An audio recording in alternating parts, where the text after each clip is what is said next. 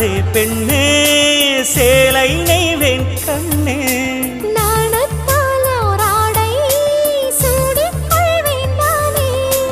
பாயாகும் அடி சொல்லாதே பஞ்சணம் புதையல் ரகசியமே சாய்ந்தாடும் சங்கில் துளி பட்டாலும் முத்தாகிடும் முத்துண்டே செம்பூவே பூவே உன் மேகம் நான் வந்தால் ஒரு வழி உண்டோ மன்னவன் விரல்கள் பல்லவன் ஒளியோ படை கொண்டு நடக்கும் மன்மத சிலையோ